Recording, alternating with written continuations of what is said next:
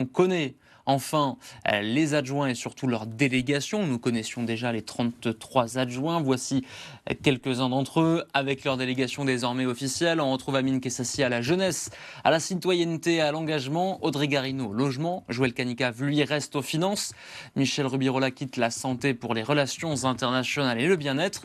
Et puis Samia Ghali pour la mobilité, la rénovation urbaine et les projets structurants. Samia Ghali qui est pressentie, on en parle avec Tom Viala, pour prendre la tête de la RTM. La maire adjointe de Marseille devrait donc endosser ce rôle à un moment où les orientations budgétaires de la métropole alertent sur un mur financier, notamment pour les transports, avec une potentielle hausse du prix des billets. Oui, c'est désormais très clair depuis qu'on connaît donc les délégations et les adjoints qui accompagneront donc Benoît Payan pendant cette mandature. Samia Ghali qui sera donc en charge des mobilités, de la rénovation urbaine et des projets structurants. Ces délégations qui devraient donc l'amener à la tête de la RTM comme elle l'a annoncé hier à nos confrères de la Marseillaise et de la Provence. Je serai dès jeudi nommé au conseil d'administration de la RTM et je serai candidate à la présidence au nom du maire de Marseille et du président de la métropole.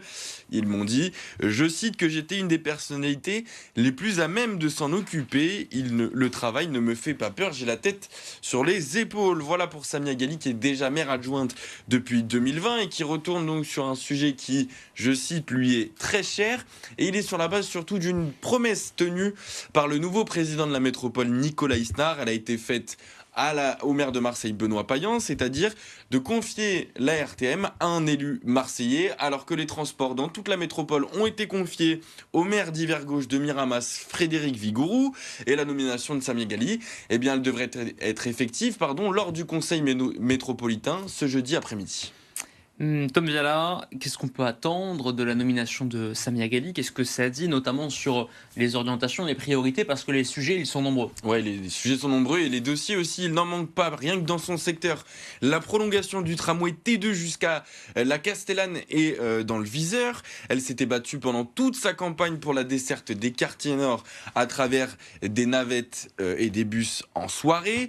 S'y ajoutent aussi les promesses du printemps marseillais, celle de réouvrir le métro le soir après 21h30, un engagement qui d'ailleurs risquerait de se heurter aux aléas des chantiers d'automatisation de toutes les lignes. Il y a aussi le fait de mettre des navettes en place toute l'année ou de rendre les transports gratuits pour les moins de 26 ans. Ce sont des dossiers qui, on l'a dit, devraient donc composer avec ce qu'on appelle un mur financier, puisque le budget métropolitain, eh bien, il devrait avoir un déficit de l'épargne nette de 135 millions d'euros en 2028, ce qui pourrait avoir comme conséquence notamment une hausse des prix des billets. Mais dans ce contexte, la future présidente, elle, ne veut pas se prononcer. Elle veut surtout faire preuve de transparence et on finira là-dessus. Il est important que les Marseillais comprennent ce qui se passe. Avec une élue marseillaise à la tête de la RTM, ça pourrait être déjà un peu plus le cas.